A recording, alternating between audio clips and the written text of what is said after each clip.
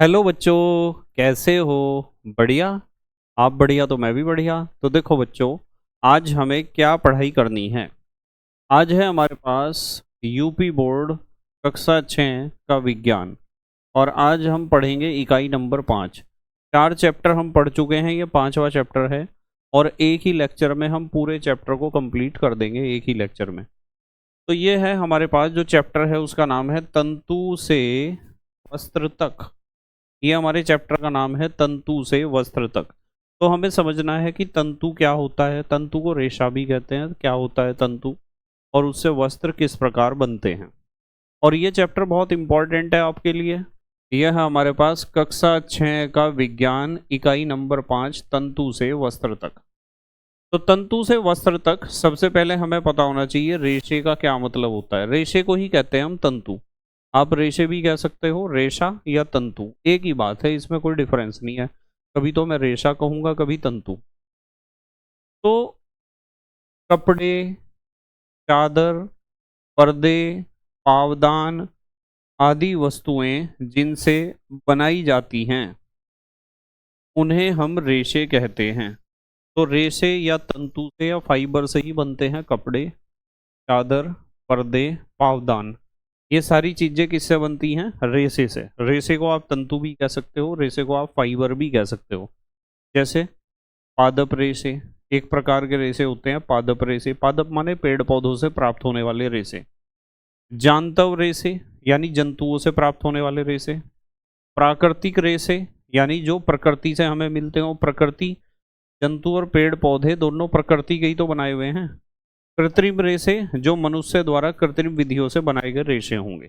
तो अभी तो आपको पता चल गया, रेशे का मतलब होता है वो पदार्थ या वे पदार्थ का वो भाग जिससे आप कपड़े बनाते हो या चादर बनाते हो या पर्दे बनाते हो या पावदान बनाते हो। उसी भाग को हम कहते हैं या उसी पदार्थ को हम कहते हैं रेशे। या तो रेशा कहो, या तो तंतु कहो, या तो फाइबर कहो। अब आगे चलते हैं। देखो, अब हमें विभिन्न प्रकार के रेशे पढ़ने हैं। जैसे सबसे पहले हमारे पास है पादप रेशे।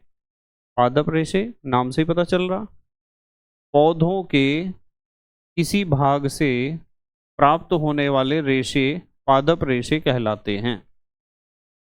जैसे यहाँ तो हम लिखेंगे रेशा, और यहाँ वो कौन से पौधे से प्राप्त होता है, और यहाँ पौधे के कौन से भाग से प्राप्त होता है।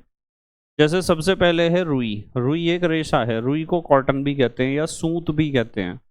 तो रुई कौन से पौधे से प्राप्त होती है? कपास से। और कपास के पौधे के किस भाग से प्राप्त होती है? बीजों से। कपास के जो बीज होते हैं ना, उसे हम कहते हैं बिनौला। तो कपास के बीज से ही हमें प्राप्त होती है रुई। रुई को आप सूत भी कह सकते हो, कॉटन भी।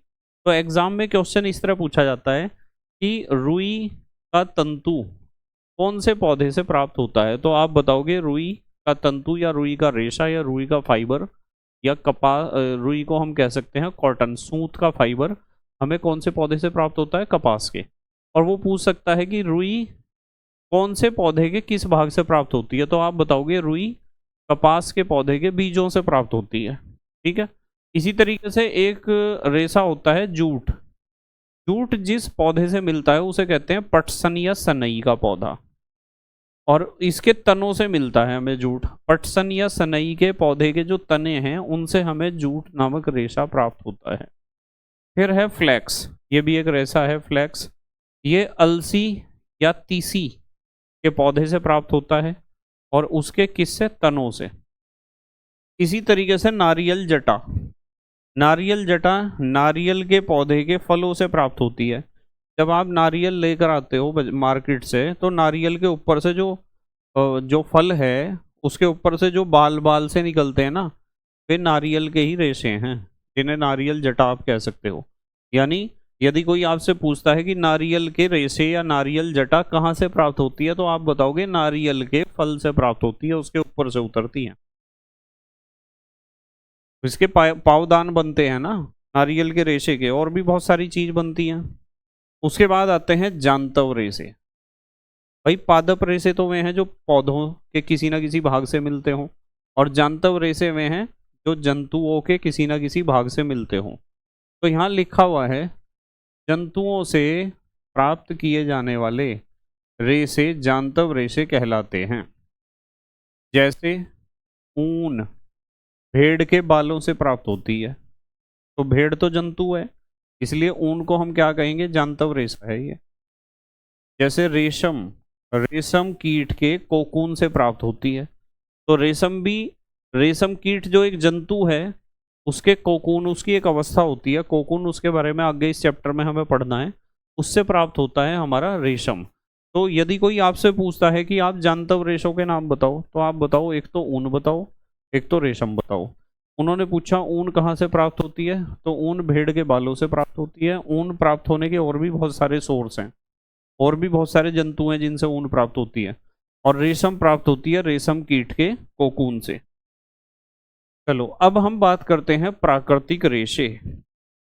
भाई प्राकृतिक रेशे का मतलब ऐसे रेशे जो किसी पेड़ पौधों से मिलते हों या तो किसी जंतु से मिलते हों। तो यहाँ लिखा हुआ है पेड़ पौधों और जंतुओं से प्राप्त होने वाले रेशों को प्राकृतिक रेशे कहते हैं। जैसे रुई, रुई तो कपास के पौधे से प्राप्त होती है। जूट, ऊन, रेशम, तो ये दोनों तो पादप रेशे हैं और ये दोनों जांतव रेशे हैं। पर पादप और जंतु दोनों ही प्रकृति के बनाए हुए हैं, तो पादप रेशों को और जांतव रेशों को कुल मिलाकर आप प्राकृतिक रेशे कह सकते हैं। क्लियर होगी बात? चलो आगे चलते हैं। अब आई प्राकृतिक रेशों के बाद एक होते हैं संश्लेषित रेशे। संश्लेषित रेशे का मतलब जो मनुष्य ने बनाए कृत्रिम विधियों से, यानी आर्टिफिशियल मेथड से।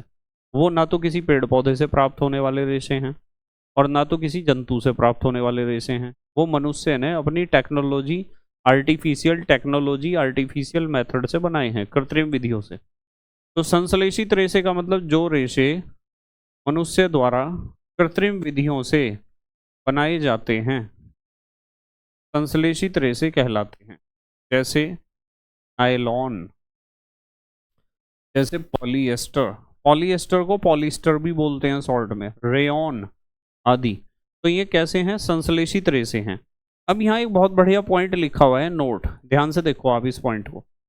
नोट में लिखा हुआ है कि आपके पास यदि कोई तंतु है या रेशा है या फाइबर है, तो ऐसा होता है, आपके पास कोई भी कपड़ा है या ऊन है या फिर आपके पास कोई रुई है, तो उसके आप छोटे से छोटे हिस्से को जब अलग निकाल लोगे ना, तो आपको इस तरह के बहुत बारीक बारीक, इस तरह के बहुत बारीक बारीक धागे दिखाई देंगे, बहुत बारीक।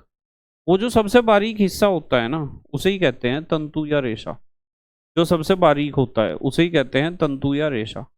अब बहुत सारे तंतु या रेशों को आपस में जब आप मिलाओगे, एक साथ मिलाकर, तो बनेगा धागा। तो आप इस चित्र को जब ध्यान से देखोगे तो इसमें आपको दिखाई दे रहा होगा कि हमने क्या कर रखा है। जैसे एक तंतु है, फिर दूसरा तंतु है, फिर तीसरा तंतु है।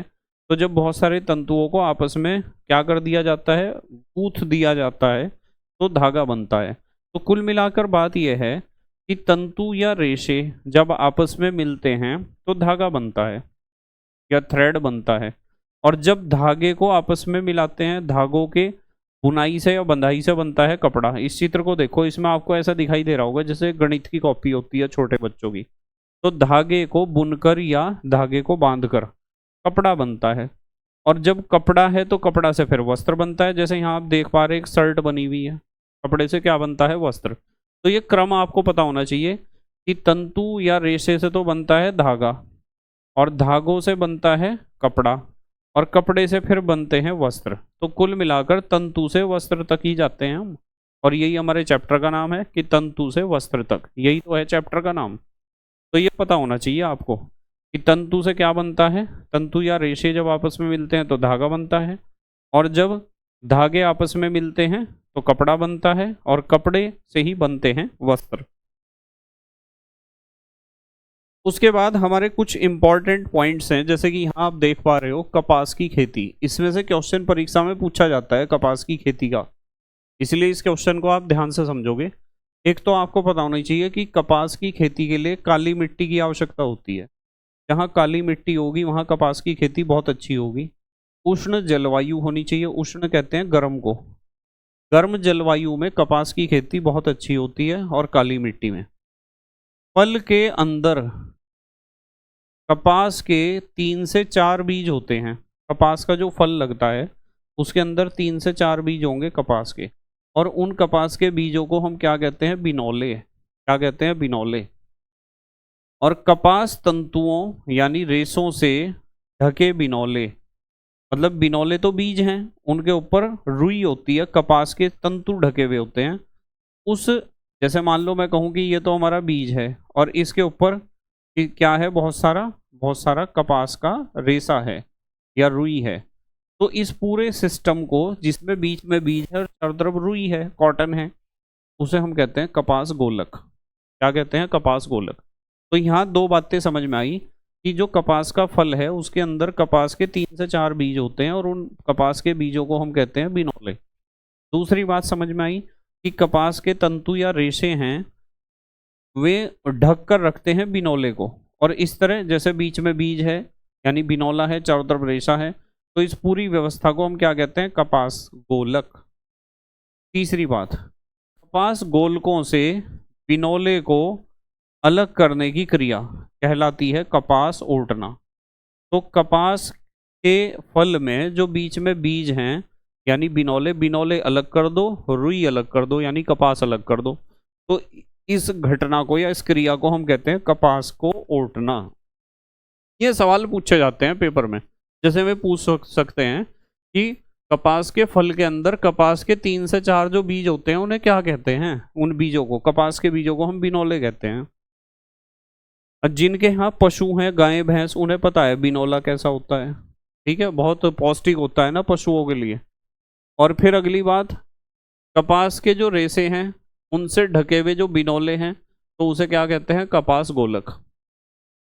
और कपास गोलकों से बिनौले को अलग करने की क्रिया क्या कहलाती है? कपास ओटना। अगली बात, रुई का उपयोग कहाँ किया जाता है? रुई का मतलब कपास या कॉटन या सूत। इसका उपयोग कहाँ किया जाता है? एक तो सूती कपड़े बनाने में, कॉटन के कपड़े, एक चादर बनाने में, पर्दे बनाने में, गद्दा बनाने में, तकिया बनाने में, रजाई आदि बनाने में, इन सब में हम रुई का प्रयोग करते हैं। रुई से ही तो रुई भरी जाती है ना, रजाई में भी, तकिए में भी, गद्दे में भी। और पर्दे भी सूती कपड़े के पर्दे बन सकते हैं, चादर बन सकती है।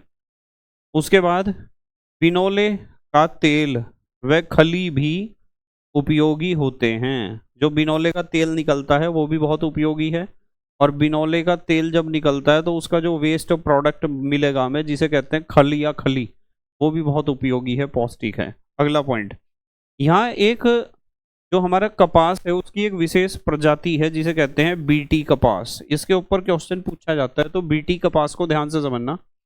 बीटी कपास क्या है? कपास की नई किस्म है जो सैकड़ों टॉक्सिन उत्पन्न करती है। टॉक्सिन का मतलब जहरीले पदार्थ। टॉक्सिन का मतलब होता है जहरीले पदार्थ। तो कोई पूछता है आपसे बीटी कपास क्या होता है, तो आप बताओगे कि कपास की नई किस्म है जो सैकड़ों टॉक्सिन उत्पन्न करती है, यानी जहरीले पदार्थ उत्पन्न करती है। अब इन टॉक्सिन यानी जहरीले पदार्थों के उत्पन्न होने से क्या फायदा है? जिससे फसल की कीट पतंगों से रक्षा होती है, यानी उसमें कोई छिड़काव करने की जरूरत नहीं है। कीट पतंगे जब देखेंगे कि टॉक्सिन पैदा कर रहे, जहर पैदा कर रहे, तो कीट पतंगे इसे हानि नहीं पहुंचाएंगे इस फसल को। इसका उत्पादन व गुणवत्ता देसी कपास से बहुत अधिक है, बीटी कपास की। तो बीटी कपास की खासियत यह है कि यह कपास की एक किस्म है जिसमें आपको बहुत ज़्यादा दवाइयाँ छिड़काव की आवश्यकता नहीं है, क्योंकि बीटी कपास की खासियत यह है कि वो बहुत सारे टॉक्सिन यानी जहरीले पदार्थ अपने आप उत्पन्न करती है, जिससे कीट पतंगे उसे हानि नहीं पहुंचाते। तो कपास की खेती के बारे में ये सारे पॉइंट आपको पता होने चाहिए। कपास की खेती के बारे में ये सारे पॉइंट आपको पता होने चाहिए। चलो आगे चलते हैं। कपास की खेती के बाद आती है जूट या पटसन की खेती। इसके ऊपर भी क्वेश्चन आ जाता है परीक्षा में, तो इसे भी ध्यान से समझ लेना। इसमें कौन कौन से पॉइंट परीक्षा में पूछे जा सकते हैं जूट या पटसन के बारे में। एक तो इसे में कछार की मिट्टी चाहिए जिसे कहते हैं जलोढ़ मिट्टी। जलोढ़ मिट्टी का मतलब जो नदियों के आसपास की मिट्टी होती है, कछार की मिट्टी भी कहते हैं। बीज वर्षा ऋतु में बोए जाते हैं। तो बरसात में इसके बीज बोए जाते हैं, जूट या पटसन के। पौधे 8 से 10 फीट लंबे होते हैं और पीले रंग के फूल इसके ऊपर खिलते हैं। ये सवाल, ये जितने भी पॉइंट्स बने हुए हैं ना, अपने आप में हर एक पॉइंट एक क्वेश्चन है। जूट या पटसन के पौधे 8 से 10 फीट लंबे होते हैं। जूट या पटसन के पौधे के ऊपर पीले रंग के फूल लगते हैं। पुष्पन अवस्था में कटाई करते हैं, कि जब भी फूल लगेंगे तुरंत इसकी कटाई कर ली जाती है, फूल लगते हुए ही। तनों को बंडलों में बांधकर 4-5 दिन तक तालाब में डुबोकर रखते हैं। कि हमने जो है तने काट लिए, तनों की लंबाई कितनी है, 8 से 10 फीट, और उन सबको बंडल बना लिया, यानी गठड़ियां बना ली उनकी, और तालाब में गिर दिया। कितने दिन तक गिर दिया, 4 से 5 दिन तक। जल में पाए जाने वाले जीवाणुओं द्वारा मुलायम भाग गल जाता है। तो इसके तने में जो मुलायम भाग है वो गल जाएगा 4 से 5 दिन में, क्योंकि पानी में, जो तालाब का पानी है उसमें जीवाणु जो होंगे वे खा लेंगे उस मुलायम भाग को। यह क्रिया पटसन की रेटिंग कहलाती है। तो कोई आपसे पूछता है पटसन की रेटिंग का मतलब क्या है, तो आप कहोगे कि जब पटसन के ऊपर फूल आते हैं तो पटसन के पौधों को काट लिया, उनके बंडल यानी गठड़ियाँ बना ली, और उन्हें क्या करा, 4-5 दिन के लिए तालाब में डाल के छोड़ दिया। तो 4-5 दिन में क्या होगा कि उन तनों के अंदर जो मुलायम भाग है वे सब जीवाणु या बैक्टीरिया उन्हें खत्म कर देंगे खा के। इसे कहते हैं पटसन की रेटिंग करना। ये सवाल देखो पूछा जाता है, पटसन की रेटिंग। उसके बाद हम देखेंगे जूट का उपयोग। एक तो जूट का उपयोग रस्सी बनाने में होता है, रस्सी जूट की आती है बहुत। डलिया बनाने में होता है, डलिया का मतलब एक ऐसी टोकरी जिसमें हैंडल लगा हुआ हो और उसमें आप सामान रख सकते हो। बोरा बनाने में होता है, टाट पट्टी बनाने में, दरी आदि बनाने में। ये सारी चीजें किसकी बनी होती हैं, जूट की या पटसन की। आजकल तो जूट या पटसन के थैले भी आ रहे हैं, जूट के थैले। ठीक है, पॉलीथीन ना इस्तेमाल करो, जूट के थैले इस्तेमाल करो। तो रस्सी, डलिया, बोरा, टाट पट्टी, दरी, इसके अलावा क्या बताया मैंने आपको, थैले। चलो आगे चलते हैं। फिर हमें पता होना चाहिए सूती धागों की कताई के बारे में। सूती धागों की कताई मतलब सूती धागा कैसे बनाया जाता था, पुराने जमाने से बनता हुआ आ रहा। जब गांधी जी ने चरखा चलाया था, चरखा, तो वो उस समय का दौर था, हम छोटे छोटे थे, कि सारे गांव में जो महिलाएं होती थी वे सब सूत कातती थी, उसे कहते थे सूत कातना। उन्हें बहुत सारी रुई मिलती थी, कॉटन, गांधी आश्रम से, और वे उस रुई को लेकर आती थी और चरखा चलाती थी, उस रुई से धागा बनाती थी। तो उसे कहते हैं सूती धागे की कताई या कातना। इसके लिए हम या तो इस्तेमाल करते थे चरखा, या फिर इस्तेमाल करते थे तकली। चरखा बहुत अच्छा काम करता था। तो कपास या रुई के रेशों को खींचकर तथा ऐंठ कर धागा बनाने की क्रिया कताई कहलाती है। क्या कहलाती है, कताई। आप गूगल पर सर्च कर सकते हो चरखे द्वारा कपास की कताई का वीडियो, और फिर पता चलेगा कि कोई चरखा चला रहा और वहां रुई से क्या बनता जा रहा, धागा, और वो धागा लिपटता भी जा रहा उसके ऊपर। हमने देखा है अपनी दादी को ये करते हुए, और कभी कभी मैं भी कहता था कि मैं करूंगा मैं करूंगा, पर हम उस समय छोटे थे तो नहीं कर पाए। पर उन्हें तो प्रैक्टिस हो गई थी बहुत ज़्यादा। पहले सिखाया जाता था, गांव में सिखाने के लिए आते थे कि किस तरह चरखा चलता है। तो गांधी जी ने बहुत बढ़िया प्रोग्राम चलाया था ये चरखे वाला, अपने आप कॉटन बनाने का, सूती वस्त्र बना रहे थे हम। तो आज भी गांधी आश्रम खादी भंडार में जो कपड़े मिलते हैं ना, प्योर कॉटन के मिलते हैं, शुद्ध सूती कपड़े, बिल्कुल खादी। उसके बाद आते हैं कताई के लिए जो उपकरण इस्तेमाल किए जाते हैं, एक तो तकली और एक चरखा। तकली और चरखा दोनों के चित्र आप देख सकते हो। चरखा ज्यादा तेज काम करता है, बहुत बढ़िया तरीके से। उसके बाद हमें पता होना चाहिए धागे से वस्त्र कैसे बनते हैं। ठीक है, धागे से वस्त्र बनाने की दो विधियां प्रमुख हैं। सबसे पहली विधि तो है बुनाई और दूसरी है बंधाई। अब बच्चे कंफ्यूज होते हैं कि सर बुनाई और बंधाई क्या होता है। मान लो आपकी मम्मी जो है वो ऊन खरीद के लाई मार्केट से, ऊन तो समझते हो सर्दियों में जिनके जर्सी स्वेटर बनते हैं, और उन्होंने क्या काम करा, उनके पास दो ऐसी वे हैं जिन्हें कहते हैं सिलाई। एल्यूमिनियम की बनी हुई इस तरह की, है ना। और उन्होंने एक धागा ले रखा है और वो धागा का एक गोला है, यानी उनके पास एक एक ऊन का गोला है, उसमें से ऊन निकल रही और वे दो ऐसे उधर करती जा रही। और हम पूछ रहे मम्मी आप क्या कर रही, तो मम्मी ने या दादी ने या नानी ने या घर में जो भी बड़ी हैं जो ऊन से कुछ बना रही स्वेटर वगैरह, तो वे कहेंगे कि मैं बुनाई कर रही हूँ। तो मैं आपको बताता हूँ, ध्यान से सुनना। यदि मैं इस्तेमाल कर रही सिर्फ एक ही धागे का, यानी उनका एक ही गोला है उनके पास, तो वे बुनाई नहीं कर रही हैं, तो वे कर रही हैं बंधाई। बुनाई और बंधाई में मेन डिफरेंस यही है कि बुनाई में कम से कम दो धागे इस्तेमाल होंगे। यदि दो गोले हैं उनके पास ऊन के अलग अलग और दोनों को मैं एक साथ चला रही, तो वो तो बुनाई है। और यदि उनके पास एक ही धागा है, यानी उनका एक ही गोला है, तो वो बंधाई है।